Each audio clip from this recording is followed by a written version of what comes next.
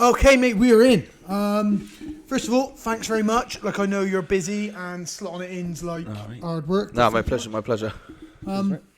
So, yeah, you are Mark Hibbs. I guess, what would you call yourself with this place? Like co-owner?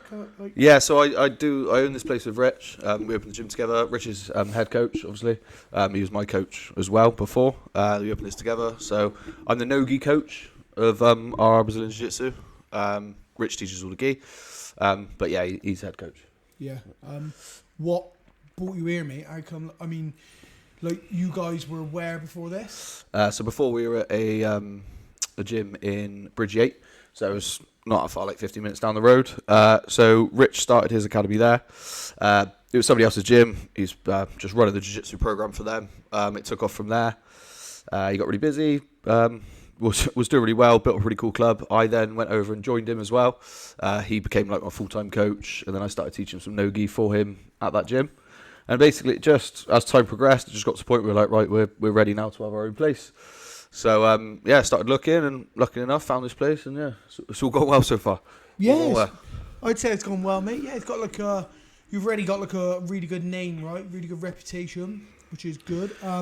So, jiu-jitsu, mate. What brought you? Where did you come from? How did you get here? Jiu-jitsu. I'm going to say grappling. Now that you've moved more towards it's definitely more submission grappling now than jiu-jitsu. Exactly, yeah. How did I get it? How did jiu-jitsu? So Rich, who I own the place with, I actually work with him as well, our other jobs. And basically one day he said, come along to jiu-jitsu, because he was training obviously with you guys up at Pedro's on Merton Road. So basically just dragged me along. Went to a few sessions. I was like, don't like this shit. And then it took a while. I had like this thing when I was a kid. I got like basically cut across the throat. Nothing like drastic. It was just a stupid kid story. We were playing with plastic guns, and my mate accidentally like slashed my throat. Sounds mental, but anyway. So like from then on, I always had this thing about people touching my neck. And obviously, Rich was like, "You're gonna have to get over that pretty quick." Yeah. So first few sessions, people grabbing my neck. I was like, "Fuck this! What's going on?" But yeah, got over it. And I loved it then. Really, for probably like 3 years. Trained like 2-3 times a week, like your average hobbyist. And then I got the blue belt blues, like everyone does. Yeah. Basically, for 2 years, went to the gym, just decided, I'm going to try and get massive and do bodybuilding instead. And then, I don't know what happened, but one day I was like, Joe, I'm going back to jiu-jitsu. And it was back to no-gi. I was like, nah, Joe, I do like this. Like, I've just been wasting the past 2 years, what we've done. And by that point, I was much bigger, like, got out of breath within about 10 seconds in a round, like, as you can remember. And it was right. If you survived the first 10 seconds with me after that, you're all right.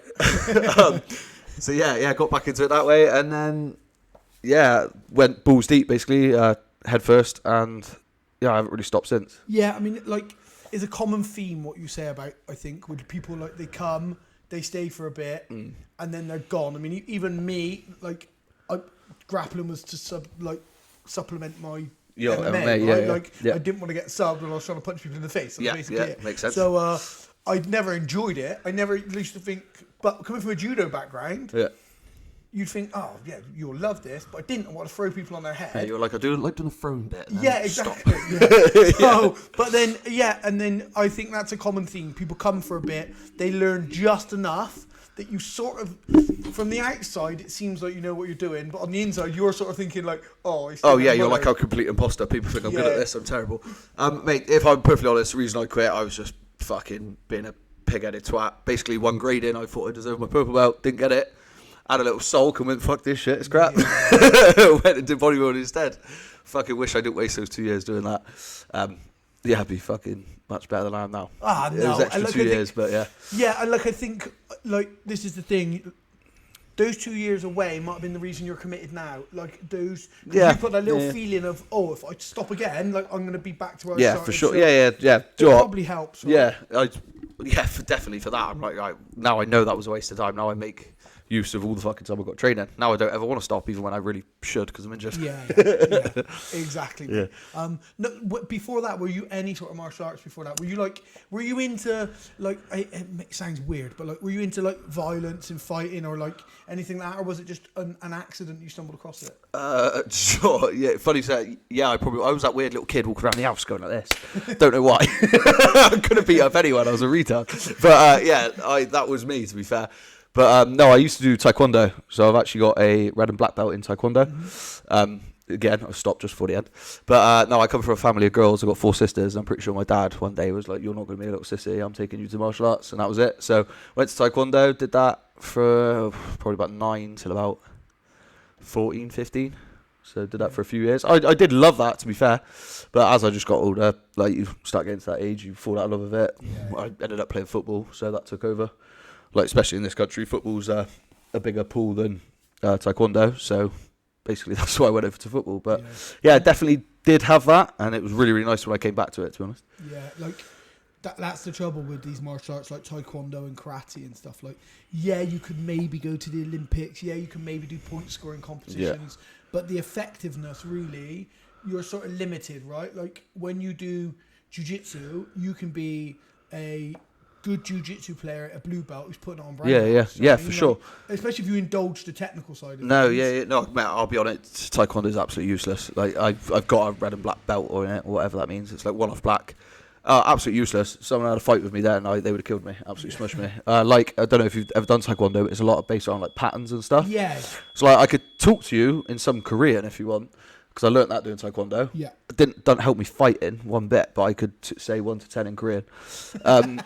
And then so I can say all these weird names of patterns and do these moves. Completely useless. I get it's like the traditional martial art, and so I did love it at the time. But as I got older, I was like, yeah, this pattern nonsense. This isn't a bit of me. This isn't fighting. That is not. This is a load of grown men in a hall shuffling around, but it's like line dancing. Yeah, on the street you come up against a couple of people who are not still in the right place. Yeah, I'm like, you just to the right a bit, and then it'll be alright. yeah, that was exactly me. But it was good. It taught me some discipline. Like the coaches I had at the time, he was really strict. So I suppose at the time and the age I was, it was good for the discipline and stuff. So it wasn't a total waste of time. But I wish I'd been put into jiu-jitsu. Yeah, the little jiu-jitsu kids who start at 5 years old and now they're absolute killers at 18. Yeah, that's what I could have been. That's the thing that I think about all the time. Like when people say to me about I want my kid to do something, and they always want their kid to box or something. Yeah, boxing's always the one. Yeah, I wanted to punch everyone. And I'm like, avoid that. Like the plague, right? Just my advice is always jiu-jitsu, and my advice is always gi jiu-jitsu for kids first. Oh yeah, for sure, especially always get them into the gi, preserve their body, let them work on some real technical aspects of the sport, and then. If they like it in the future, then they can go to no-gi. Yeah, for sure. Exactly that. It's like people forget we're in the 21st century. Like, I want my kids to be able to punch. Yeah, but if he punches someone, he'll get sued or arrested. Yeah, exactly. Yeah. Wherever even like judo that you did. Like, if I had a kid, I think it would be jiu-jitsu or judo. Someone tries to grab your kid, slam on the floor, walk off, job done. They're not going to get back up and chase you when they just throw them through the air. No, exactly. So, the most effective things I've ever used throughout. Like my security work, being on the door, bailiff work, was judo. Foot sweeps or throws. Foot sweeps or throws. And then, because you don't want to be on the ground, right? You don't really want to be on the ground. Like, you're not going to be fucking playing butterfly guard in the street, are you? No, exactly. Mate, everyone's confident when they're on their feet. As soon as they're on their ass, they're suddenly not very confident. Yeah, so exactly that. So I wish I had done more judo. Like, I prefer wrestling. Like, I'm with you. All my stand-up is mainly wrestling. I'm trying to add in little bits of judo where I can. But I wish I had that judo background. Those little kids that have always been doing judo, and they've just got that little turn on the ball of their foot, and you're going flying. That's all it takes is that little turn. It's like my saviour when I'm wrestling and I come up against somebody who can wrestle as well. It's like, here's some judo back at you. Yeah, exactly. Yeah. Nice. And then it's like, whoa, where did this come? Yeah, that's like my little saviour. So you ventured into BJJ, mate. How much time did you spend with a gi, IBJJF route, that sort of stuff? Most of the time, probably the last 3 years, it's gone down a lot. But more than that, it was always mainly gi jiu-jitsu. Like, you can remember, like the gym we trained at, it was mainly gi, wasn't it? And then there'd be a little no-gi class, like 2 times a week, something like that. So it was all mainly gi. Did quite a lot of IBJJF stuff. Especially at brown belt, actually, I did some IBJJF tournaments just because it seemed what I needed to do to try and like get my name out there a little bit and like win some bigger competitions. So did that, and then probably last 3 years it's just all been submission grappling really. Yeah, try to dive into that. See, like for me, it seemed where the sport was going. It was what I enjoyed doing more, and I was like, these shows look cool. I want to get on some of these. Yeah, I mean, it's like it is 100% a sport within a sport now, isn't it? It's for sure. It's two different things. Yeah, and I mean, I've always touted myself as a submission grappler, which is why my black belt never bothered me or anything. And then I was going to say, people got more offended about the black belt than I did. Yeah. But no. I was like, I always thought of myself as a submission grappler, right?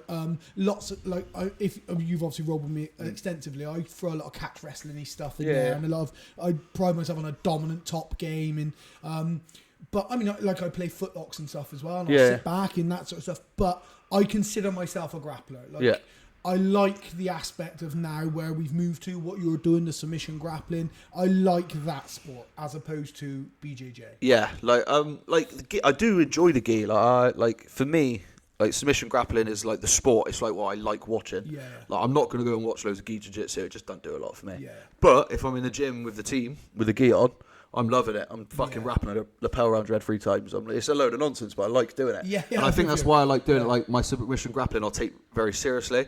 I'll try and work on the stuff I'm bad at or whatever, improve my game. When I'm doing gi jiu-jitsu, I'm doing lasso, worm, fucking whatever nonsense I can't do in submission grappling. That's what I'm doing in the gi because I'm like it's fun. Exactly, I use it as like my fun training. Like I'm still training jiu-jitsu, so I'm technically still helping my submission grappling, but I'm just having fun. Do you know what I mean? Yeah. That's what I use my gi training for, really. Yeah, I'm the same. If I put a gi, I only really put a gi on now for. Last time I see you put a gi on, literally everyone in the room was like, "Oh, what is that? Where's called gi on?" I teach some privates in a gi. Some people have messaged me and they're like, "I got a comp coming. You wouldn't do some stuff with a gi?" I'm like, so I'll put a gi on. I'll teach some privates with a gi, but then or like. Some of my favourite things, I put a gi on and I'll go to a session with other black belts, and they're like, "Fucking hell, I didn't know you had a gi game." Like, I'm like, I've done it. I try and deny it, but no, I fucking love the gi. I do really like the gi, but I'm one of those people who I like to spar in a gi. I don't like drilling in a gi. I don't have to retie my belt all the time. I don't. But it's because of like hundreds of hours of doing it, right? Yeah. I'm like, I like turning up and rolling in a gi, sparring in a gi, because it's good, it's fun. We go at it, and then. But when it comes to no gi, everything's so much more fluid. Like we're drilling and everything. No, I agree with that. Definitely in the drilling. Yeah, like gi drilling is a lot slower, and I don't really know why, but it is. You'll do like 3 or 4 reps, and like you said, someone's got to tie their belt, and then you're like, right, okay. Yeah, no, I agree with that fully. Actually, even like putting it on, and then it's off your shoulder, and you put back, you turn, like that sort of stuff just becomes. I think the best thing when you wear a gi is when you got no rash guard on under, and you just tap someone with something wicked. You're like, fucking that was mint. Bit of steam coming off your chest. Yeah, beat your chest. No, put it up. Yeah, 100%. Of course, yeah. The aesthetic side, of course, yeah. And hope that the CCTV. Like the whole like Buchecha when he wins the world, just exactly. So I do like people think that I'm like vehemently against gi or something because obviously I'm primarily known as a no gi guy. But I do really love the gi. Yeah. I just haven't got enough time in my life to teach gi. No, for sure. Else I do, especially with your place anyway, it makes more sense to go down the no gi route with all the MMA and whatnot. Exactly that, mate. Yeah. So but yeah, I do love it, and I was a bit like you. I was like, I'm gonna do some comps and stuff, and I did a few, and I did Naga, and I did all these other. But I was just like I do not like this enough to go and spend 50 quid on a weekend. Travel somewhere to go and. I'm with you. It does take a lot. That's why I always take my hat to anyone competing, especially like white belts. Like 1, you're shitting yourself. 2, you got to pay for it. 3, you're probably gonna drive in 3 hours. Yeah. Do you know what I mean? Like maybe like a fucking 5-hour trip there and back. You got all of that, and you're like, I'm supposed to be doing this for fun. This is a hobby. I'm stressed. I'm out of pocket. Exactly. And then if you go and lose your first round, it's a hard day. Yeah. It really is a hard day. So anyone who competes to take my hand out of them. Yeah, I said to all of our guys I try and encourage to compete and go do grappling clubs. Because before you get in, I mean, I've got certain guys who are never going to fight MMA. I've got certain guys who are never going to compete at anything, and I've got certain guys who are only going to compete in no-gi or grappling. And I'm like, all of you go to grappling comps. All of you, like, if you can. If you're 55 and you've only been training a year, go to a grappling competition. Mate, it's like learning to lose. Yeah, Do you know what I mean? exactly. Even if you get nothing out of it, at least you know you can lose and then wake up the next day and still come training. Yeah. Do you know, it's that. Like, there's a lot of fucking people. We've all fucking felt, I'm sure you have with either MMA or jiu-jitsu. When you lose, it's fucking shit. Yeah. You have that 5 minutes where you're like, do you know what? I might just change my whole life. I don't like this. I'll do something completely out. Like, rugby's mint. I've always liked rugby. Why didn't I do rugby? And also, you've got 14 other people to blame for the loss. Yeah, exactly. It's fucking. I remember that playing football. You're like, oh, we lost. Oh, it's his fault. You shit. And it's fine then. In your head, you're like, cleared that off. That's not a tick for me. Jiu-jitsu, you got nothing. You're in the car on the way home. It's like, I'm a wanker. Yeah. Why didn't I do that? I could have done that. And then you've I got mean, 14 different ways you could have finished it. And it's so valuable. Whatever. That in life is so valuable. For sure. Like, I was talking when I did this podcast with Holly who I had on last. Yeah. She's like an ultra runner. Yeah.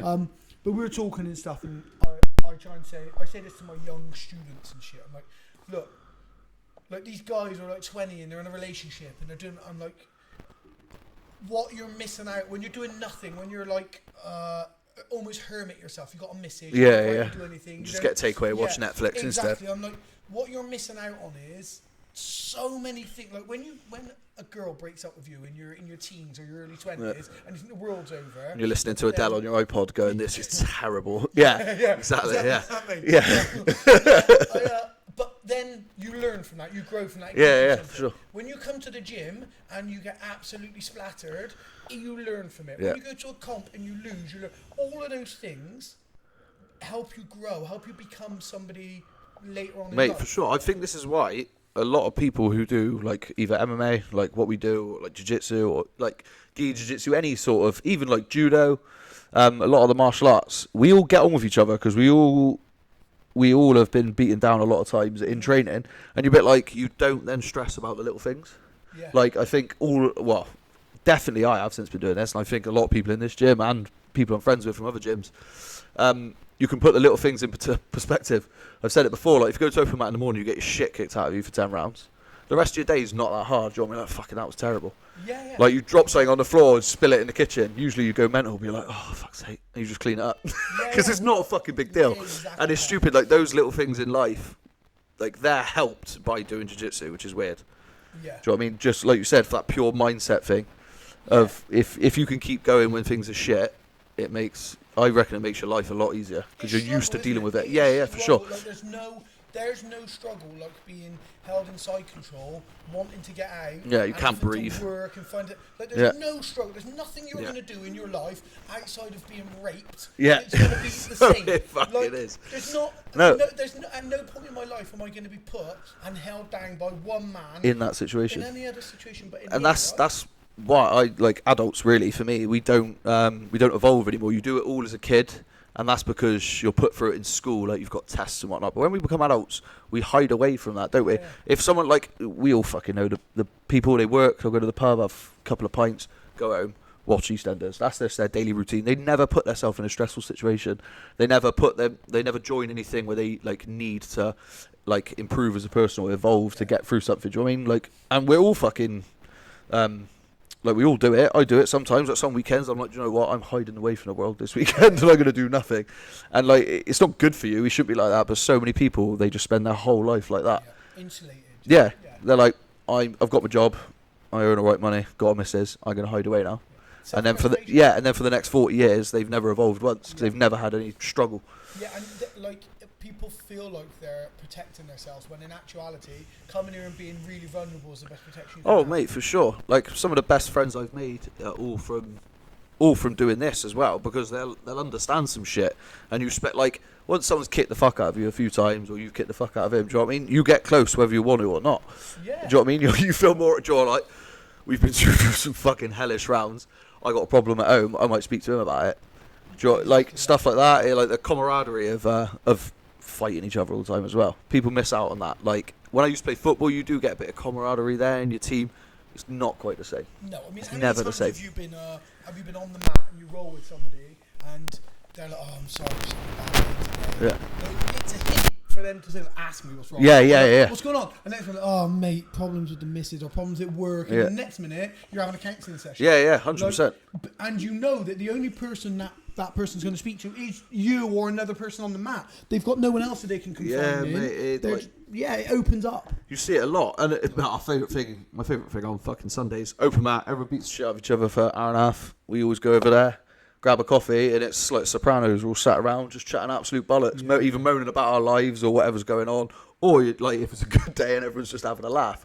Like to me, that's like my perfect morning.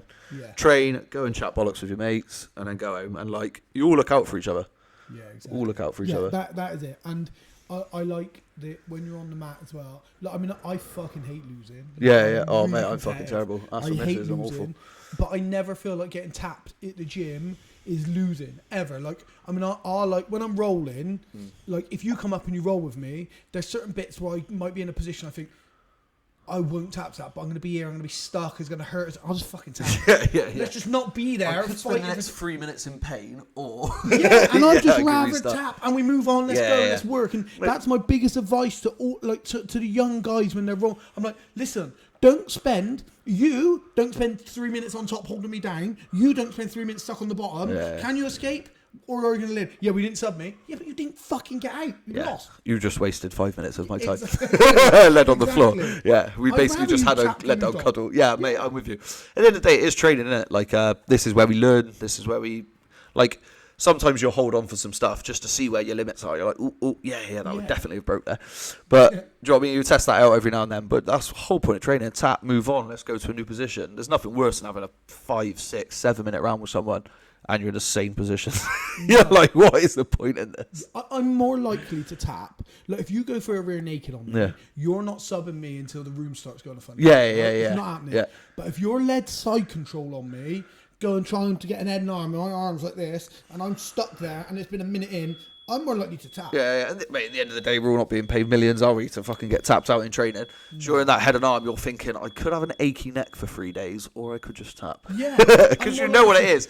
Like, most of the time with head and arms, you're like, I'm not being joked here, but it really hurts. Yeah, that's exactly so I'm just gonna It's really horrible. Getting out of this is just going to be wheel. Yeah. No, fuck it. I'd just rather move on and have a technical run. Mate, we got some lower belts today. We got some little savages as well. But, mate, I've had them in head and arms before, and I'm like, I'm going to break his neck in a minute. This must be on. And then I let go, look at them, and they're like, and I'm like, what the fuck did you do that for? Yeah, like, mate, I literally have it sometimes with arms on people, and you can hear it, and I'll let it go. Yeah, mate, same. I'm like, I just gave you a chiropractor session like that. Stop no that. Good. Yeah. Don't do that. Don't need to do that today. Not need to do that today. We were one kid in here, he's got the bendiest shoulders in the world. Honestly, I had like a Americana up his arsehole the other day. And I'm like, Dave, come on. Come on, they just sat. We're at that point now He's where like, I can it's not definitely on. break it if you want. Yeah, like, we are past the point of no coming back now, Dave. You're dead. Yeah. Well, what about away from the mats, mate? What are you doing? What are you up to? So, I'm like away from the mats. I'm a barber, so I cut hair. So, full time alongside this. Mate, cutting hair, go to the gym, lift weights. I'm a pretty boring person, to be honest. I'm I wouldn't say that, but I don't do a lot. I'm happy doing my little fucking circle, and I have created it the last few years to be that way. Yeah. I like me and my missus, mate, we go for food loads, but like I do what I want to do. It's the reason we ain't got kids at the moment, because I love my little circle and I don't like leaving it. Yeah. So unless I'm like doing stuff to help my training, help my competing, working. Mate, I go on holiday as much as I can. If I can travel around the country, different gyms and stuff. So what I do, all very similar, but I am always fucking busy doing it. I haven't really got a lot of free time. It's another reason I ain't got kids. I don't know how the fuck I look after them. Yeah, got no time at all.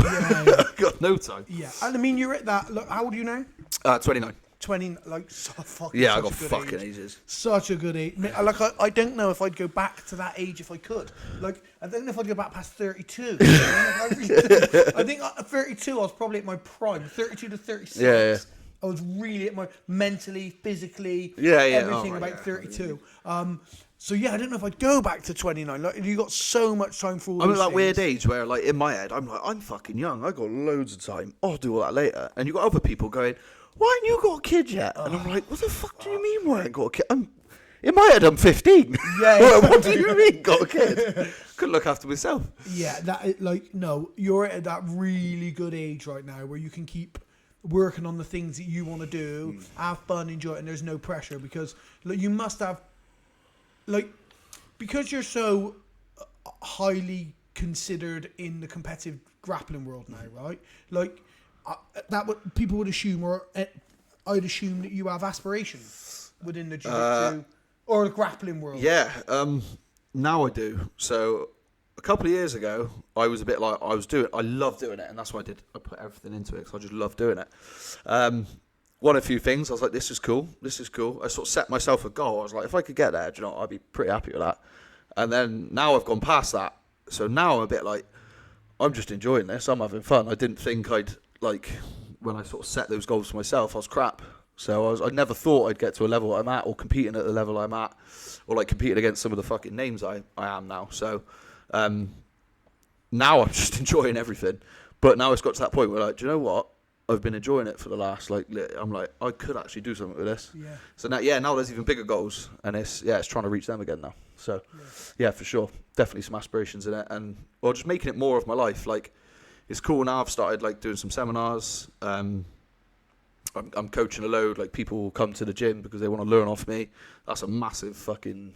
Of course, yeah. Like, I don't even know what to call it, but I'm like, fucking hell, you drove all the way here to learn from me. That's wicked. Right? Yeah. It's like you're like, oh, fucking hell. And it's like that reassurance. You're like, oh, maybe I'm all right. Because we all do the same, don't we? Like, some days we think, yeah, fucking hell, I got this, I'm shit up. Other days you're like, fucking hell. Someone asks you a question, you're a bit like, I don't actually know. Oh, honestly. Fuck. Yeah, so it's nice when someone comes and you're like, oh, maybe I'm all right. Maybe I'm not fucking faking it. Do you know what I mean? It's like the fake it till you make it thing. You're like, God. Oh no, you're definitely not faking it, for sure. Like, I mean, like you know me. I don't blow smoke up people's asses. I don't like. Yeah. I'm always like, you know, like, it'll be leveled out when you get on the mats anyway. But exactly. You're definitely not faking it. You're like, you're 100%. Appreciate like it. Your progression's been. Like, I'm not going to say your progression's been extraordinary. It's been relative to the hard work you've put in. I think that would be unfair for me to say, oh, your progression's been remarkable, because then it'd be like undermining the effort that it's taken. It's taken a lot of fucking effort. You've made it like your life, pretty much. Yeah. Like, when I look at you, like, you're back where I was 10 years ago, when I was trying to make fight and everything, you know, and that shows that. But that still, people say that this is the one thing that fucks me off all the time when people say, yeah, but you're doing something you love. Like, it's not hard work. Like, fuck me. It does annoy me when people say that. I mean, like, my body's in half most of the time, and I work my dick off to just to either get where I am, or just to, like, be at the level where I am. It's fucking hard work. And yes, I do enjoy it. I do like doing this. It's still fucking hard work. Yeah. Like, don't think I just woke up one day and I got a bit better. Like, I'm with you. That pisses me off. It's the same in, like, the bodybuilding world. You get a bit bigger and someone goes, oh, it's because of blah, blah, blah, blah. I'm like, I still worked my ass off to get here. Yeah. Stop undermining what I've just done. That's exactly it. Like, people seem to discredit when people do stuff that they enjoy, right? Like, people would say to me all the time, like... But they say it as if they can't do it themselves. That's what annoys me. Oh, yeah. I'm like... You could do something you like. If you got a hobby, go and do it. As if you're lucky for it. Yeah, especially in, like, this world as well. Like, people think I'm a full-time athlete. I'm like, no, I've just centered to the rest of my life outside of work. I can be a full-time athlete. Yeah. So I'm basically doing 2 jobs all the time. Do you know what I mean? I'm training the same amount as them, but I'm also working a full-time job. like, it's fucking hard work, and I'm knackered all the time. But I'm doing it because I've made it that way. Other people could do it, but they just don't want it bad enough. So they won't. Exactly. Yeah, it's like the people who say, oh, I'm going to come training. I just want to get fit first. Or I just want to lose weight. Yeah. Like, no. Today, like, now's the day that you come. If just go and do it. Yeah, and like people say, I'm like, sometimes I'm working and stuff, and I'll do a 70-hour week, and then I have to teach 3 classes. So I do 7 till 7. I drive straight to the gym. I teach 7:30 till 9. I get home at 9:30. I get up at 5 o'clock again to go back to work. I'm like, yeah, but you're doing something you love. I'm like, listen, bitch, 4 hours sleep is 4 hours sleep.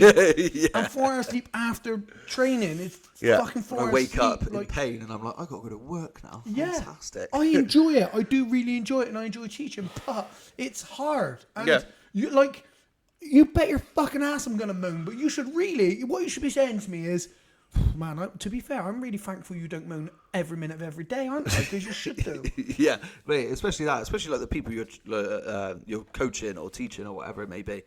Like, you're like, well, yeah, like, or you might be getting paid for it, or you get. I'm like, I've still got to be here. Still, like, if you go to like a kids level, if one of the dads ain't teaching a football team, there's no fucking football team, is there?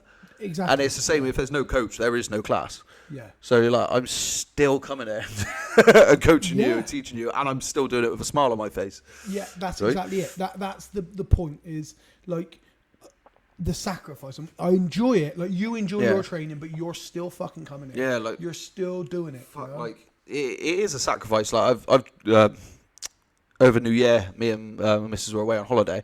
I had 2 weeks doing fuck all, chilling out, getting pissed up, and having a nice chill time with her. And that, honestly, those 2 weeks, I was like, I got a lot of free time. I was like, gosh, I can hear the birds. Like, it's lush. And then you come back, and I've got back into my routine. I'm like, that's why I can't do that all the time. And like, fuck me. Like, yeah, I ain't got a lot of free time at all. All the free time I do have, like, I've spent with my missus, and we do as much as we can. And you probably think about the things that take out your time. Yeah. So you spend your free time. Yeah. What do you do in your free time? I think about the things that take up the rest of my time. Yeah, trying to think about that stuff I got to do in the morning, and then I'm not fucking, I've lost more time. Fuck, what am I doing? Yeah, but it's funny, you go on holiday, you realise how much time you actually have.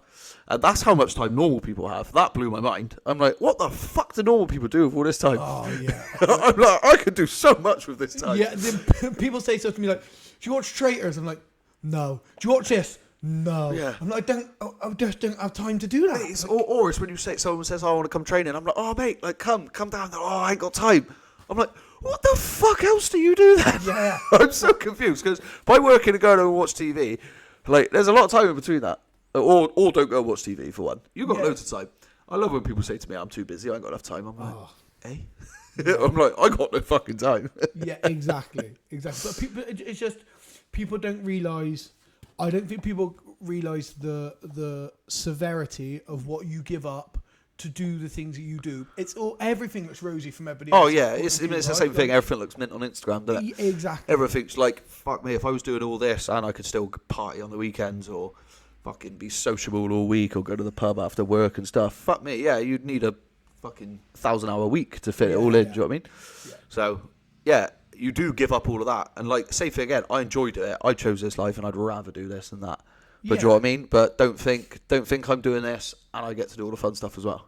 No, exactly that, yeah. And don't, like, you compromise time with your missus and your family and stuff like that. Yeah, of course. Yeah, and then, like, I quite often I find myself thinking like, oh, I can't be fucked. I've got to go and teach. The moment I'm in and I'm on the mat, there's nowhere else I'd rather be. Yeah, and then when you're walking out the door, you're like, oh, that's mint. Enjoyed that. Yeah, but getting there, fucking up. Getting here is as hard for me sometimes as it is the guy who's never come and wants to. Yeah. Like, mate, it's probably worse because I know what I'm in for. But once you're on the mat, like, this is the thing I try and tell people when they've not trained them. You don't realise what you're going to get from it. Like, oh no, for sure. Wherever I go in the world, even if I don't speak the language, I've always been able to walk into a BJJ gym.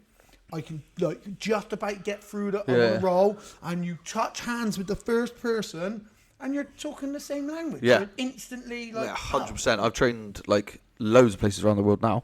Mate, I've got friends in random ass countries. I've been on holiday there with the missus, and I went off and trained for a couple of hours with some random people in a industrial estate in the middle of some shithole. Mate, I got random blokes in Croatia I'm best mates with. I fucking chat to all the time, like people in Portugal, fucking a few other fucking places, Greece, and like you said, we didn't fucking know each other. We can only speak the same language, but we got on, trained together. Do you know what? I fucking like him. Yeah. and now I've got these random mates around Europe, which is cool. And I could go out and see if I wanted. As well, we don't talk all the time, but they're like, he's good at jiu-jitsu, so should we get him over for training? Do you know what I mean? It's a completely different language, and that is cool. And mate, people don't understand that. Like you're saying, it's hard to get to the gym, so I teach most of the morning classes here. Fuck me, sometime alarm goes off at 6 o'clock, I'm like, what the fuck am I doing? But mate, you walk in there at 7, you got fucking boys walking through the door calling you a dickhead, everyone's fucking laughing and joking and whatnot. Within about 5 minutes you're like, oh, this is mint. I'm glad I'm awake.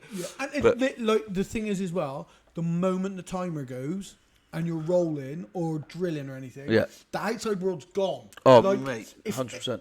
It's doing things like jiu-jitsu that make me believe we're in a simulation. Because I honestly believe the developer, as soon as I start doing jiu-jitsu, is like, I don't have to do anything now. Switch off for a couple of minutes. I've built that one room and they're fine in there for a bit. That's another benefit of what we do. We've literally got it written up on the board there. When you come into training, you leave the world problems outside the door. Yeah. Do you know what I mean? This is, for me, that's also another thing when I'm doing it. When you're training jiu-jitsu and someone's trying to choke you, you can't be thinking about the stress or the bill you got to pay, or the fucking food shopping you got to do, or the cleaning you got to do. Do you know what I mean? Yeah. You got to worry about the fucker trying to choke you. Of course. Do you know what I mean? So for an hour and a half, 2 hours, however long the session is, you're not thinking about the outside world. It's like it's a break in your head. Do you know what I mean? Or you've got a bit of jiu-jitsu going on, but you're like, this is wicked. I'm thinking about one thing, rather than the rest of the day and we all think about 95 different things at once. Do you know what I mean? And that's like another like mental health benefit of jiu-jitsu is you come in, you give yourself a break for an hour and a half. If you've got fucking something really shit going on in your life, or you're having a terrible day, once you come in for an hour and a half, do you know what I mean? That's you're laughing. You'll leave and you'll be like, oh, that hour and a half, my brain's sorted now. And also that problem that I had earlier on is not having fucking Mark on my neck trying to choke me. Exactly. So Yeah. I reckon I can get through that problem now. Exactly that. Yeah. Just that clarity. Like it is one of the great. I mean, it's the greatest benefit from. I guess there's loads of other martial arts that are the same. I can't speak to all of them because I don't fucking do them. Do you know what I mean? Yeah. But like with MMA, obviously you've got to worry about somebody punching you in the face or kicking you in the leg. Yeah. It's a bit different, but you're still the same. You can't be thinking about your taxes and someone trying to punch you in the face. Yeah, it's not going to end very well if you do. No. Yeah, exactly. Yeah. So, but I mean, I always bring whenever I'm talking MMA wise, I always come back to grappling because for me, grappling's like it's the grand consolidator of like you can be good at boxing, but when someone gets hold of you and you're grappling, right? It's now it's two people trying to do what. If you've got a good boxer who's punching someone away, keeping someone away, they're never. I can be in a really good position winning and still be in a really shit position at the same time in grappling. Because I'm like, one mistake here and now I'm on the bottom and this triangle's failed. Or exactly. this Kimura's got. So I think grappling's the one where you always come back to and you're like. I think it's like a nice hub, and it's like we can all train together. Like obviously your place has got lots of MMA guys that I've trained with, and obviously I've trained with you. Like other places with MMA guys. It's cool that you can like, right, you do MMA, I do fucking jiu-jitsu or whatever, but we can meet in the middle and scrap it out in some no-gi. Do you know what I mean? And it's like, and you're like, no one's going to get hurt, no one has to punch each other in the face, it'll be fine. Yeah. Do you know what I mean? You can have like a nice session with that and go home. But you still kick the shit out of each other. Do you know what I mean? But no one's hurt. Exactly. Yeah. I like as well, like guys who come to me from a BJJ place, they'll come to our gym and they'll train like with our blue belts and their blue belt, whatever. And then our guys wrestling, it's like a super high. Then you see them trying to start on sat or I'm pulling guard. Yeah, I think. No, that's sitting down in there. No, I think it's the reversal now to where there's lots of wrestling in no-gi grappling now. Oh right? yeah, for It's sure. like, Yeah, I think if you haven't got a stand-up game now, you are getting left behind a bit for sure. Definitely. I mean, like, I think I can slowly see the leg locking phase drifting away again now. It's starting to, like, it all goes in like cycles, doesn't it? Course, It came in and everyone was getting leg locks and it was shit, and then everyone's catching up. Now people have got counters to leg locks and fucking back takes from leg locks and whatnot, and everyone's like, oh, maybe I should go back to doing a bit of wrestling as well. And it's cool. I like the game now is massively rounded. Like the people that only do like the one-trick ponies now they're getting found out. Yeah, for sure. I mean, yeah. Or they're not getting invited to stuff. Yeah. Like, that's because people don't want to see the same thing over and over again. Exactly. Yeah, like, for if sure. you keep pulling guard and sitting there, like, people are like, oh no. And I mean, like, you got people like Owen and Flanagan who, if he pulls guard on you, it's fucking dangerous. It's just as bad as him double legging you, because exactly. you're like, I'm in trouble here. Yeah, exactly. Yeah. So, but then you've got other players who literally they pull guard and you're like, okay, so now I'm going to spend. Did you see? I can't think of the guy's name, but Carson Cole's last fight on Polaris, that American guy. Oh yeah. Kieran, and he just could not get past the guard, and it got to the point where you're like, okay, look, I get it, like you're winning off your back, he's not, but fuck me, I'm gonna turn over and watch the end of Coronation Street. But mate, there is that, like, especially for the sport to grow. You have got to think about the entertainment factor. As much as, like, if you're a BJJ nerd and you're watching it, you're going, fucking hell, that guy's guard's shit hot. Look what he's doing, blah, blah, blah. You might like it. But your average bod's sat there going, what the fuck's going on? Are you two going to grab each other or not? Exactly. Do you know what I mean? When you compare it to, like, a Levi Jones-Leary guy, his guard is phenomenal. Yeah, he's not waiting for you to come. He's fucking coming at you from the bottom. Yeah, and then you take it to that, and it's like, I mean, like, I can't even watch it. Like, I think that's where wrestling will be the saviour of. Oh yeah. Grappling. Everyone can understand that. It's a bit like why your average pod, like we all know, when Anthony Joshua fights or Tyson Fury fights, every cunt's in a pub talking about boxing, thinking they know. Yeah, you should have fucking ducked here and jabbed here and fucking done this. I mean, they ain't got a clue. But everyone can understand if I punch you in the head Yeah. That's either a point or you're going to the floor. Do you know what I mean? Like, Exactly. I'm winning. Yeah. And with wrestling, if I'm picking you up and dumping you down, everyone can understand I'm winning. Yeah. Yeah, do you know what I mean? So, like, if you're average bod watching, you're like, right, that makes sense. Cool. He's going to get him on the floor. He's going to get him on the floor. Job done. And there's also as hard as trying to sweep anyone from butterfly guard. Oh, fucking hell. Trying Yeah, to of course it double is. leg Yeah, yeah. someone who knows how to Fuck, swan yeah, double yeah, leg. exactly. Like, You're yeah. thinking, right, if I shoot here, I could be face planting the floor. Yeah, yeah, I mean, no, for sure. listen, Jordan Burroughs is going to be a nightmare for any black belt in a Fuck, grappling imagine match. trying to keep him still. Yeah, it'd be awful. Trying to get him to the floor. Well, yeah, first of without all, getting that. head snapped and him taking turtle on you and like cradling He'd be you or behind you something. within about 2 seconds. Yeah, You'd be there. exactly. Well, like I said, like Pat Downey at the moment, he's making a bit of noise, isn't he? Going Yeah. because his wrestling shit up. He knows I'm probably going to finish on top. I'm probably going to get behind you. I'll worry about the rest later. Exactly that. And it's modifying tiny little things to make them submissions then. Oh, yeah, for Once sure. you're in those positions. Yeah, yeah. Tiny little modifications, you know? Yeah. So Banging a couple of catch wrestling horrible little moves and they're a fucking killer. Do you know what I mean? exactly, mate. Yeah. No, I think like it's really like, where we're at now, especially for someone with your game, is really good. Like you're at the right age at the right time. Your style, your game. It's the perfect place right now. 10 years time, it might completely evolve and it'll be back to pajama party, but Yeah, there is that. Well, to be fair, they did put a post on actually today or yesterday that Guy Euros has got the most people entered ever yeah, this year. It's I like saw that. 6,000 odd people or something. I'm like, fuck me. And everyone's like, everyone still does like the Guy. Yeah, I did see that. But no, yeah, I'm with you.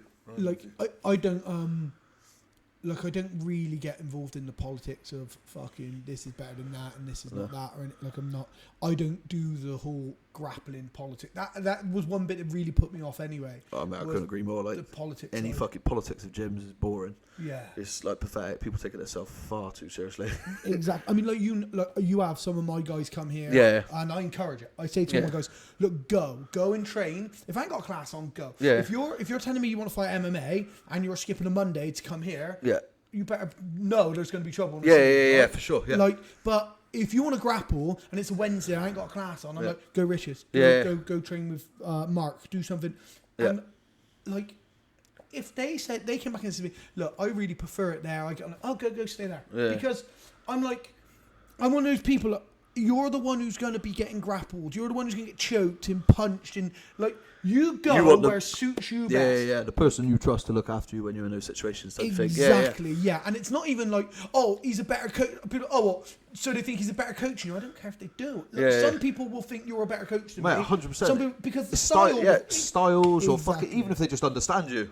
Like understand the way you're saying it. They're like, all right, okay, the way he said it, that makes sense to me. Yeah, I'm with you. Like we've all exactly. been. Man, I've been to seminars with fucking like world champions, and I'm sat there thinking, I ain't got a fucking clue what he's going on about. Yeah. Or within 5 minutes, I'm like, I'm bored to death of his voice, and I've left, and I ain't taken anything away because you're like, I just listened to some bloke talk, and I didn't really know what's going on. Just the other day, Damien Marr did a thing in Bristol. Oh, yeah. So he bought Ian Gary, and then somebody's like, oh, I wish I'd gone now. And it was like £300 for the weekend. And I put in my group, I literally said this. There's not a human being on the planet who you can spend £300 at a seminar at and get £300 worth of knowledge. Oh, no, absolutely not. Unless it's a one-on-one. Yeah, I'm yeah, like, oh, yeah. If Damien Marr was giving you a one-on-one, then perhaps you could do 300 quid. But otherwise, you can't dictate what he's going to show you. No, yeah, I'm with If you. you turn up there and you've got a really good butterfly to X and that's the mainstay of your entries, and he works all top position, and you're like, it's not really my style. Yeah, it's not. I'm Yeah, disengage when I get there. You've wasted 300 quid, right? No, for sure, mate. For me, when I go to a seminar, as long as I can get one thing, I'm happy. Yeah. Like, or I go in there because I want to ask him one question about a way he does something, like a certain way. Do you know what I mean? And now I'm like, fine, that's all I wanted. I got what I came for. But mate, the thing with seminars, you'll have black belts there and you'll have white belts there. So like Damon Meyer can't turn up and teach some fucking flying, twisting, whatever the fuck it may be. Black belts will be like, yeah, sound, I love this. I've not seen this before. White belts can be like, what the fuck just happened? Yeah. Do you know what I mean? So they've got to pander to the masses. Middle of the road. Yeah, exactly. for sure. And so mate, I agree with you. Like seminars that are too expensive, I don't see the benefit in them. Like someone then threw up like, well, I think Danaher's like £1,500 an hour. PT, I was like, he's not worth it. I'm like, he's £1,500 an hour, $15 an hour, $1,500 an hour because that's what he values his time at. Yeah. It's not what he values what he's teaching you at. Oh yeah, for sure. That's what his time is worth to you. Now, for me, there's nobody on the planet who in an hour can teach me 1,500 quid worth of knowledge. Absolutely fucking not. It's fucking impossible. Let's be honest. Because like you said, like, even if you don't take it in, he could show you 1,500 quid's worth of shit, but you won't remember in that. No, exactly. Exactly that. Yeah. You're not. It's not going to improve your game enough. That it was for me to spend. Yeah, unless you got countless fucking money, then carry on. But yeah, I'm with you. I'm just like, so yeah. For me, I think people, you'll get this a lot. You'll have it here, I'm sure. You get people who value their YouTube jiu-jitsu more than your teaching. Like, they will go away, you show them stuff, and they'll go, I mean, so there's a previous MMA fighter, he's all over Insta a lot of time, Ali McLean, right? He posts loads of stuff on, so Ali's a good friend of mine, and Scouse. he's Irish. Irish, but he's in Liverpool. Yeah. Right, he teaches up there at Cowboy. Yeah. So I was talking to Ali the other day, and the thing for me is this, I say something to my guys, 3 days later, they're posting something in the group that Ali sent. I'm like, so when I said this to you last week, when I was the one who was saying to you, just fucking show up. Yeah. You got problems at home, fucking show up. You're tired, show up. You're hungry, show up. Just fucking be it. But because somebody on the internet's done it. Yeah, exactly. Because someone they don't know said it, they're like, oh, maybe it's right. Yeah. Like the value is placed so much on John Danaher showing you, on someone on YouTube showing you it, hearing it here. And I'm like, what you underestimate is the value that your coach has got. Mate, for sure. Like, not even that. And you're also I'm like, what? You think you watched that YouTube video and I've not watched it? That's like stuff like that. Or like, it'll be a technique and they're like, oh, I've seen this, blah, blah. I'm like, I know that. Why don't you ask me? I'd just show you that for free. Like, what do you mean? I literally get people say, oh, Wes, there's this move. Can I show it? And they'll show it and I'll be like, oh, yeah, it's a bambola to the back. Yeah. And they're like, oh, really? I'm like, well, yeah, I could have told you that. I could have shown you it. Like, oh, I just saw it, and then I've been thinking about it. I'm like, okay, yeah, like I could have just. Yeah. And they're like, this is so brilliant, that's so brilliant. I'm like, yeah, do you know why you don't know that? What is that? Because you're just a blue belt who literally not nailing the fundamentals yet. Yeah. I'm not showing you a berimbolo to the back take just yet because you can't even hold top position. Yeah. Like, what? Yeah, for sure. No, everyone sees everything on Instagram, don't they? They're like, fucking hell, that looks wicked. I'm going to try that. Or we could learn Kimuras. Because you don't know those yet. Exactly. I just think, like, take some, like, value your coach, value what they're showing you. Yeah. Value. Because a lot of the time, what I'll be showing you is what you need to work on or what you need for your game. Yeah. A lot of, do you know what I mean? Like, we're not coming here and just doing whatever shit move we can do to pass the time because we wouldn't bother. Do you know what I mean? If we just kind of come here and muck about, we wouldn't fucking bother, do you know what I mean? I can muck about at home playing Xbox. Yeah, exactly. Do you know what I mean? I'm coming here to teach you, one, what you need to know, like fucking fundamentals, you need to know that. Two, what I think will suit your game. Like, it's cool, like, fuck, man, what's the point? 120 kilo, like, oh, look at these flying triangles. I'm like, yeah, that's nice, but you're never going to do that. Like, ever. And there's a reason they're not high percentage for the guys who can do them. Yeah, exactly, yeah. There's some freaks on Instagram that could do it and make it look cool, but yeah, you're not doing that. Yeah. So let's focus on these. Yeah, let's assume that me as I'm not saying don't do it because I'm being a prick. I'm saying don't do it because I know there's no point. No. Like, do you know what I mean? Also, if your game's top position and you're going to jump to a triangle and you don't get it and you now land on your back, which is your weakest position. Exactly. I'm going to teach you everything to avoid being in your weakest position. Yeah. Right? Why start there? Yeah, exactly. Like, just trust that I've thought about this. Yeah. Trust that in my coaching, part of the process is what do these motherfuckers need to know? Yeah, for sure. So I've been coaching now for a little while, like a few years now. But like I've been coaching. It's got to the point where like I know everyone's game. I know how they go. I know what they're going to do before they do it after the time. So like I am thinking about you as well when I'm here. Like quite a lot of time in my classes, I'll show a move, everyone will go off and drill, and I'll go over to the two people that I know. I'm like, right, you two, you need to know this because you're always here, or this would be really good for you to suit your game. Do you know what I mean? So there's no point telling everyone because I'll look around. I'm like, I'm just body type wise. You guys ain't doing it. Yeah. So I'll go and show these two. Do you know what I mean? Like people don't appreciate, and I think I only appreciate it now because I coach, how much time coaches will put into you, or think about your game, or think about how they can help you get better. Do you know what I mean? And they're doing it off their own bat. They don't fucking need to. Like we all know shit coaches as well. Yeah. There's plenty of coaches that will turn up. They'll teach the same thing over and over again. They don't care if you fucking know it. Care if you can do it. care if you're going to use it. But they're like, this is what I'm doing today. Yeah, exactly. That's that.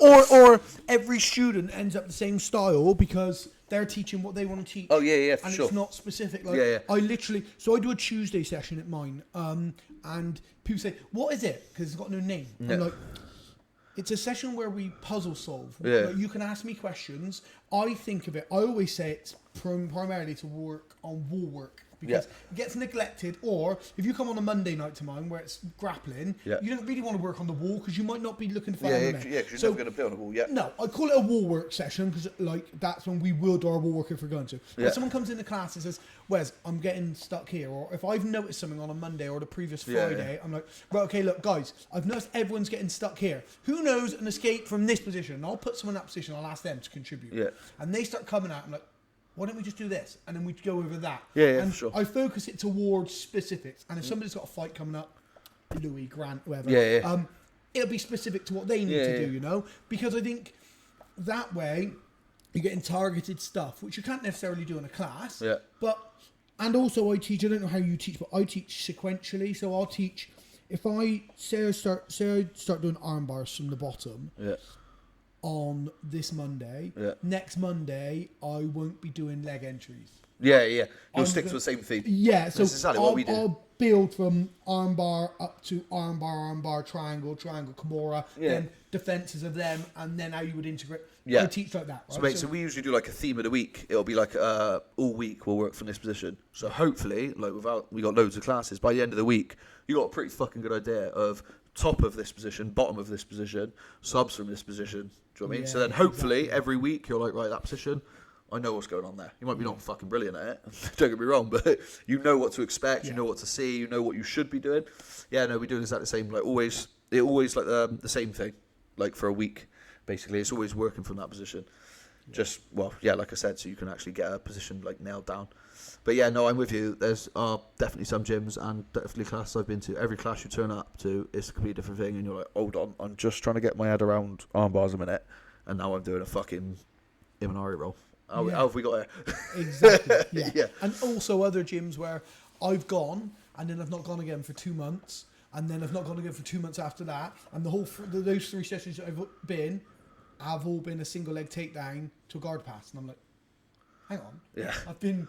Do I keep coming to the same class? Like, what, are we on a single leg to like, what? Like, those sort of classes. I think, I do think there's a lot of coaches who aren't thinking or planning their classes with that in mind, like the progression of the students. Yeah. But also, I do think as well, lots of students think I'm doing the same shit. Sometimes you need to do the same shit. Yeah. Don't get me wrong. Like if we're covering something for a while, it's because we've watched you all spar and we all need to fucking learn this, or we need to sort this position out because everyone's struggling with it.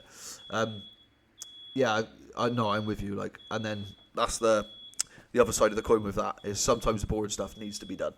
Yeah. Do you know what I mean? And we need to keep going over this. Yeah, and the boring stuff will be the least boring stuff when you need to use it. Yeah, when it saves you in a match, or someone's about to punch you in the head and you fucking get back out. Look, I don't get mounted, right? I don't get mounted. I get mounted, I'm out. Like, no matter how big you are, nobody could ever come and say, I remember I was in mount for this amount of time. Yeah. because my mount escape is we call it the Olympians mount escape, so I'm so on it. I must have drilled that mount escape 3 million times. Yeah, at least. Still drill it now, even like rather than just do it. Yeah. So I don't really get mounted, but that just comes from doing the same boring shit. You know? Then we also do. That's the whole bit of the like Danaher thing and the Instagram and the YouTubes now, is people will see all this cool shit and that's all they want to do, and then they neglect your mount escapes, your fucking back escapes, your side control escapes, whatever it is. And you can do all that fancy shit, but if someone pins you down, you're just going to sit there because you don't know how to get out. And like, so that is the other side of the coin. You need to make training fun, but we need to make sure we fucking know this, boys. Yeah, I mean, like people will say, like if you came up to ours, there are people who'd be like, yeah, well, he is massive and he is this. I'm like, yeah, I know. Okay, so let's take the Rotolo brothers then. Why are they not getting smashed by 120 kilos? Yeah, exactly. Fuck me. Wait, let's Marcelo Garcia.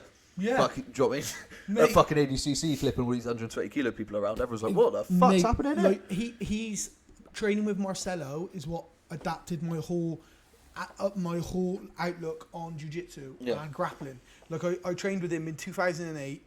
By chance, he was passing through and stumbled on a seminar, and I was in America, and he did some stuff on butterfly guard, Yeah. and I didn't even know butterfly guard. When he said butterfly guard, I couldn't have told you what it looked like. Yeah. When he sat there, I thought, I've been in that position. I didn't know it was butterfly guard. Do you know what I mean? And so he did some sweeps and stuff from butterfly guard, then butterfly guard to X guard and stuff.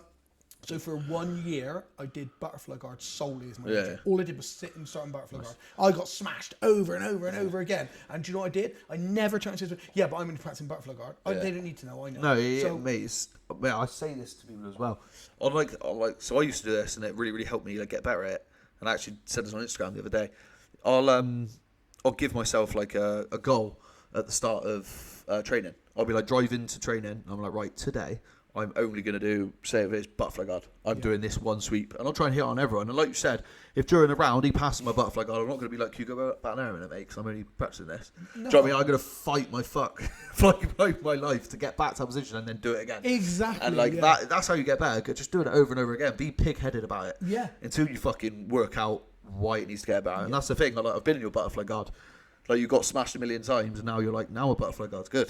Now I know how to not let you smash me from this position. Exactly. And it's just from being smashed a million times. Yeah, That's sure. Yeah. Or and if you do pass my butterfly guard, there's no stopping, laying on my side. It's I now know what to do when you smash my I know where to go. I know how to quickly escape and get back to where I want to be. Exactly. Yeah, sure. Like, I do this thing with my students as well. Like, I'll be rolling with somebody, and I'll just shout out like, "Grant, give me a move," and he'll be like, triangle from mount, and I'm on my backside. I'm like, fuck. But the person on top's heard that. Yeah. Now, all it is not me being cocky. Yeah. It's me in my head now. I've got to work out the puzzle. But also, you on top, I've got to try and stop it. Yeah, for sure. So now, as where you think, you're just showing up. No. I'm making it a complex puzzle for both of us. Yeah, for sure. I've told you what I'm going to do. I'm only going to go for that. Yeah, I do that when I'm taking the piss as well. I know a lot. I've had it before. Like, I'll let one of the guys take my back, and then I'll just turn and look at him and go, "I'm going to footlock you." And then they're like, "What are you on about? How are you going to do that?" Yeah, if I'm going to skate the back and footlock, and they're like, "You wanker," and I'm like, "Fucking told you." don't let it happen. Yeah, but that's the thing. It's also that. It's like, I could do this to you if you want. Yeah. So make sure I fucking can. Make your back retention better. Make sure, if I get out of the back, you finish on top, or whatever it may be, or you finish in a good position. Like you said, it's all little games in it, and I think that's good with training. That's why it makes it fun as well. But also, those little games are how you're going to get better. Yeah, because breaking it down to those little bits. I can say to people afterwards, I'm like, right, if you were in bottom half guard, would you think about getting a mounted triangle on somebody? And they're like, no. I'm like, but I've just shown you it's possible. Yeah. All you've got to do is like, you just have to go, all you're thinking about is get out of this half guard. Right, okay. But when you're out the half guard, now you're thinking about the next step of the puzzle. Yeah. Why don't we think about, right, let's get out of the half guard. As he's coming out, I'm going to go to this. And just link it all together. Yeah. So it's like doing that. It's a little bit of moves, isn't it? Breaking it together. Like, it's hard when we drill, because we drill certain moves or certain movements, but it's getting those little bits in between. And that's like the people who, like, we all fucking know moves, don't we? But the good people are the people who've got that little bit in between those moves. They're like, right, I'm gonna wrestle up from here, and when you do that, I'm already gonna have done this, so it doesn't work, and then I'll be on the next place, and then they're a step ahead of you then, and then the person, they're like, oh fuck, and they're always trying to chase you then. So it's those little bits that make you good at jiu-jitsu, or good at grappling, whatever. Free, letting you think you've got something so I can exactly that. Yeah, I can put my hand here, so you grab it, and then as soon as you grab it, I'm gonna do this. Which comes from the monotony. It comes from doing it a million fucking times. Yeah. What do you think is the most you took from now being a coach? I mean, I would say you're a full-time coach more so than you are a full-time grappler, right? Because coaching is a big part of your jiu-jitsu. Yeah, for sure. Your coaching, grappling. Full-time coach, and my grappling is. What do you think is added? Like, I mean, it might not necessarily just be to your game. I'm interested to know what you think is added to your game and your approach. But also, that could be aspects of how you look at things, like in life, the way that you do it, because I think it changed the way I look at things in life, the way that I deal with, even the way I deal with people at work. But yeah, definitely, I'm better explaining myself. Yeah. It's like, fuck me. I'm not, as you just heard. I'm just going to grab my coffee. No, you carry on. Yeah, I was going to say, with in terms of coaching, it's like you knuckles know as well. We do moves, we don't know how we do it. I do that thing to get to the leg, and it's spot on. But then someone's like, how do you do that? And you're like, yeah, how do I do that? Yeah. And then you're like, right, fuck, I got to coach people, right? So yeah, I do that with my hand, and then I do this with my leg, and yeah, that's why it's made my game better. Because now when I'm sparring, I'm thinking about the things that I've told somebody else to do. I'm like, yeah, I always tell them to make sure they hamstring curl a little bit there so he can't get out, or I make sure I put my hand there, and then I think that's why my game's got better, because now I actually know why I'm doing it. Whereas before I was just doing it like subconsciously. So you're probably analysing your game as a coach as well as an athlete. So yes, as sure. before you were just analysing your game like, oh, I got fucked up here. Oh, I missed that. Yeah. Now you're saying, oh, I missed that. Because I didn't do that. Yeah, exactly. And it's because I didn't do that one thing. That's why it all went to shit. Yeah, for sure. And but yeah, in life I'm better explaining myself now, for sure. If there's something going on where before you get a bit fucking flustered, whereas now when you're sat in the middle of a session in the class, everyone's staring at you, you got fucking hard to say what you're going to say. Yeah. Do you know what I mean? Yeah. So yeah, for life is maybe better explaining myself. So I look at people when I probably deal with a lot more conflict than you deal with. I guess you don't get a lot of conflict cutting hair. No, we've got 3 big guys who do jiu-jitsu in our barber shops. We don't get a lot of trouble. So I deal with a lot of conflict, obviously, on a daily basis in my job. But I look at people like this. He's a white belt. Yeah. So I'm going to have to explain lots of shit to him. Yeah, That's how it is. And then you get other people who, like, you know, maybe the people who come in a lot, or maybe people who are being, you know, I'm like, oh, this guy's a purple belt, so he should understand this. He should, like, if somebody comes in, it's knowing like how to talk to certain people. Exactly. Yeah, for sure. Like fucking everyone needs shit explaining differently, don't we? Like I got some guys here, they'll only remember it if I do it funnily. If like, right, so this is, anyway, you're doing a head and arm choke, yeah? I want my arm nice and far through. I want to get my gable grip. I want to put my head down, get ready for the choke, yeah? Getting that arm through. The only way that he remembered it is because I said, you need to get this arm through. And I was doing this. And I went, so pretend you're wanking off the floor and get your arm all the way through. And he's like, got it. Yeah. He's fucking shit hot at head and arm chokes now. Yeah. Because he's like, right, wank off the floor. Cool. Arms in the right place. Just association. Yeah, for sure. But you've got other people, they need to know the science of it. And then they're like, oh, okay, that makes sense. Yeah. But yeah, like, obviously for your job, you're like, right, cool, he is X, Y, and Z. Cool, I'm going to talk to him this way. Yeah. Or I'm going to deal with him this way. Or I'm going to come at him this way. Yeah, for sure. But your job, like, fuck me, you have to. If you went out everyone the same, you'd cause yourself loads of drama, wouldn't you? Oh, yeah. I mean, yeah. If you go 100% into someone with a tool, you're like, oh, I've made this 10 times worse. So What have I done? doctors and stuff say to me all the time, they're like, I can't believe how calm you were. And, like, that guy swearing at you and stuff. I'm like, this is how I look at it. Firstly, they don't know me. It's not personal. Yeah. So they're calling me all these names and they're saying this. They're just angry about something. They don't know me. Yeah, for sure. And also, you're the fucking problem. You're the doctor. I'm just the solution. I'm like, they don't know me, so it doesn't ever go in. Yeah. Also, I look at them right away and I just think, right, okay, how do I make this person understand what the problem is? And just saying to them, look, you can't do that, and this is it. That's not cutting it. Yeah. So Mate, we've all been there in even like a customer service job. Like, you'll be trying to get something, the customer service person's talking to you, and they're like, we can't do that. And I'm like, I know that. You've said that. Could you just tell me why? I need to understand why. Like, we've all done, everyone's done that. They've been on the phone to their contract provider. Why have I been charged? Because you have. I'm like, that's not helpful. Exactly. Like, tell me why, or explain it why. Yeah, And then I can get it, and then I won't shout at you. I think that when you coach, that adds a lot to the way you deal with family, the way you would deal with arguments with your missus, the way you deal with so many things. Like when they're saying, and you're just like, you can literally look at yourself sometimes. You say, yeah, I've been a bit of a dick there. Yeah, no, look, what I mean is blah blah blah, or no, mate, for sure. Like sometimes it's just a fucking tone of voice, isn't it? We've all been there. It's not the way you said. It's not what you said. It's the way you said it. Like we've all been there before. Yeah, you're just emphasising why I'm single. Yeah. Just emphasising. Yeah, I'm like. Yeah, you've just, that is it, mate. Just solidified my choices. Yeah, I made the right decision. I think like when you coach, I mean, and also what you realise as well, oh, not everyone can do this. Oh, yeah, for sure. So have you ever got any of your students to teach something? Yeah, for I sure. do every now and again. I get them to shoot, and somebody starts teaching, and I'll literally be like, stop!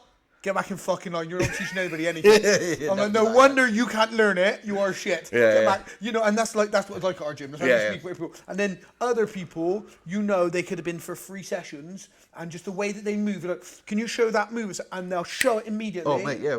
We got a new guy at the moment, Aaron. He's a white belt. I've been training along a couple of months. Mate, he just picks shit up. He's a young kid, but I show him something, and then 2 minutes later in sparring, he'll tap someone with it. And I'm like, how the fuck did you do that? Because even I'm like, I don't think I ever learned anything that quick. How the fuck do you do that? Literally, I showed him Anaconda the other day. Literally, end of the class, we did like 5 minutes of specific sparring. Looked around and he was Anaconda in someone. And I'm like, how the fuck do you get fair play? Yeah. I literally went up to him, I'm like, mate, that was amazing. That was amazing. What? How? Yeah.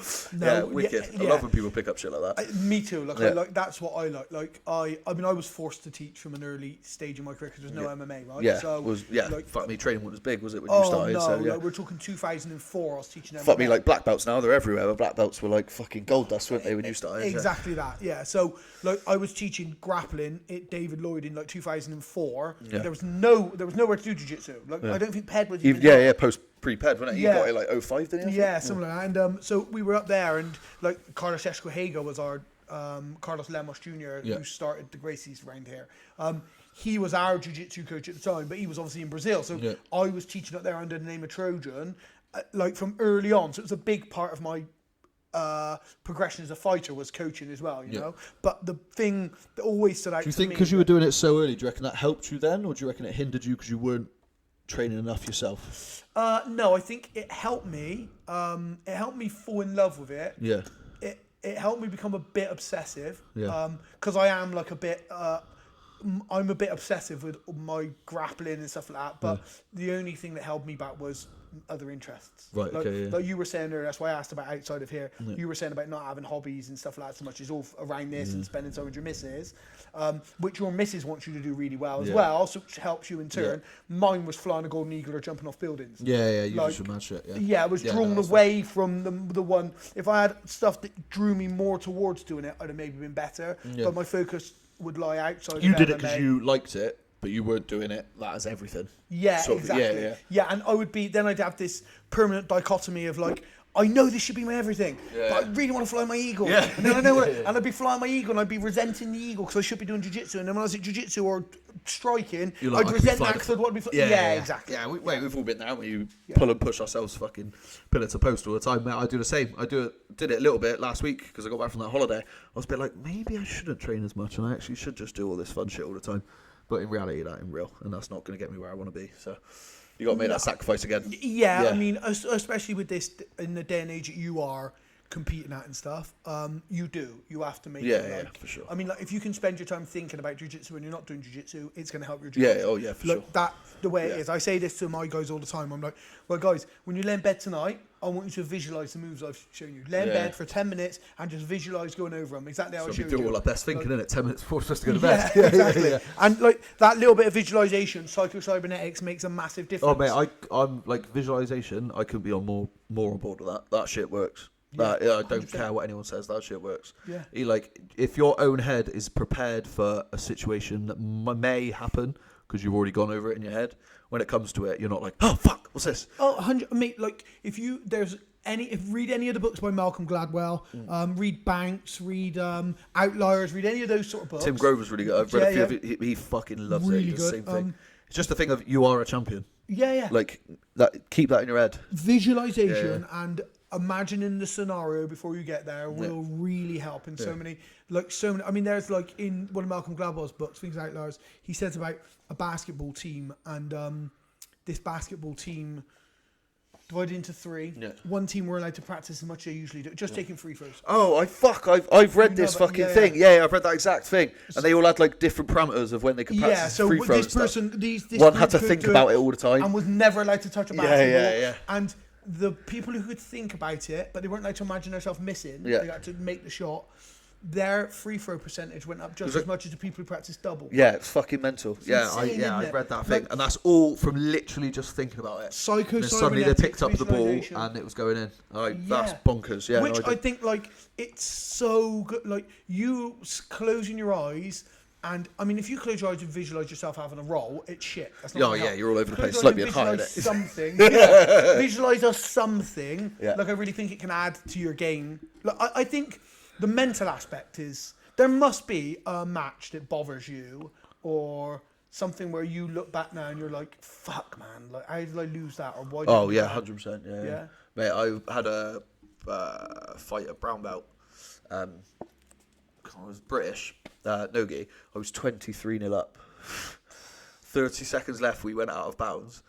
And I looked over at the 30 seconds. I was like, fucking sound, I won this. Didn't think anything of it. Walked back into the middle. I was like, cool. I just fucking mince about them for the next 30 seconds. I won this.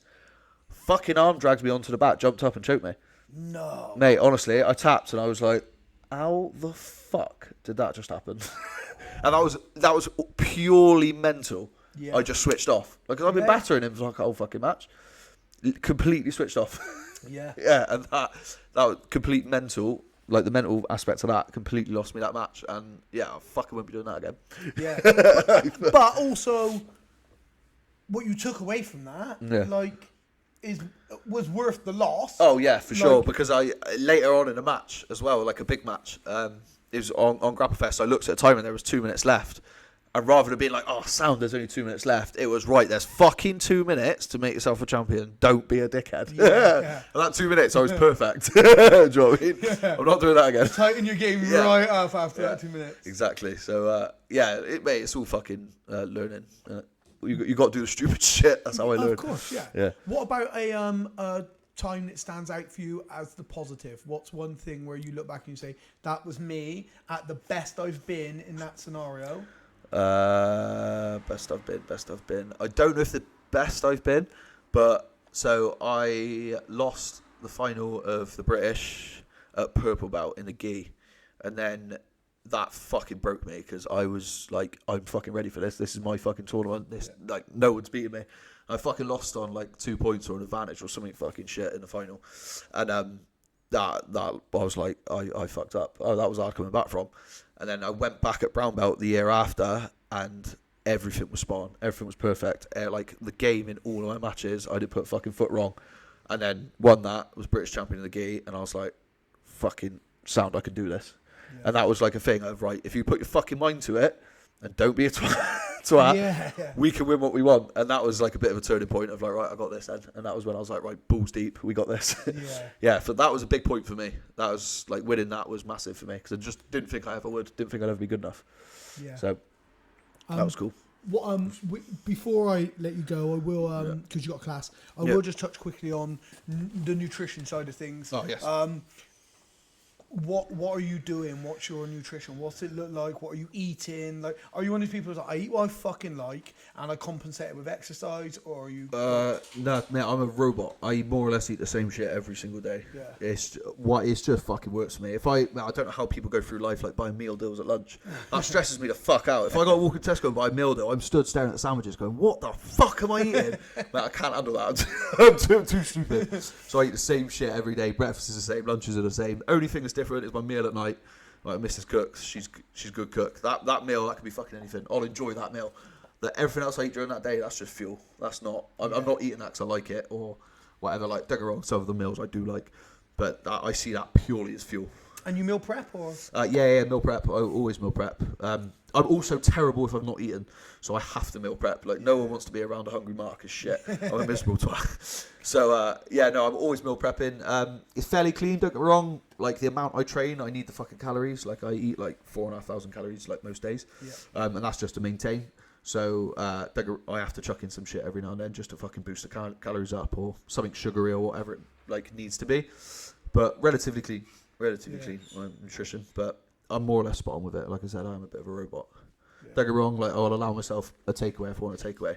I'm not going to murder myself, do you know what I mean? I'll just work a bit harder or do 10 minutes longer on the assault bike, but I'm more or less a robot with it. Yeah. Well, I mean, I think that adds to your discipline in training as well, right? Like, I can for sure. If my diet goes off, so does my training. Yeah. For me, it's 100% or fuck all.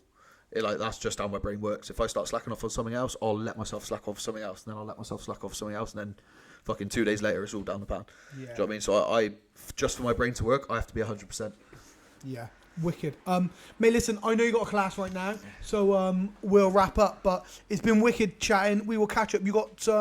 Have you got anything in the books coming up where people who are listening can watch to see how you get on? Yeah, follow? So I've got 22nd of February. I've got a fight on Valhalla, fighting a Swedish lad. He's really fucking good. Oscar, I know him. So that's gonna be a big match. He's a big bloke. That should be a fucking banger if you want to watch a match. Gonna be exciting. I've got that. I've also got the Raw Grappling League. We've got a match in that coming up, so you can watch that all on all socials. That's Raw Grappling. couple of little things that are further away, and I don't want to say them in case it all goes tits up. But yeah, check out my Instagram. I bang everything on there if you want to watch. What's your Instagram, mate? Give it a shout out. We'll Mark tag it Hibbs, BJJ. So yeah, jump on there if you want to see anything else. And the gym is. And the gym is RR Brazilian Jiu-Jitsu. We're based in Hanham, Bristol. Yeah, more than welcome to train wherever. Shoot me or Rich a message. Anyone's welcome. As long as you want to train properly and head down. Yeah, awesome. I'll tag the gym and stuff when I post something. I'll tag it. But lots of people listen and never see these things. They just comes up on their Spotify, right? No, so, mate, listen, awesome chatting to you. Have a good session, and we'll catch up again shortly. Mate, thank you for having me, mate. Good Cheers, to see you mate. again.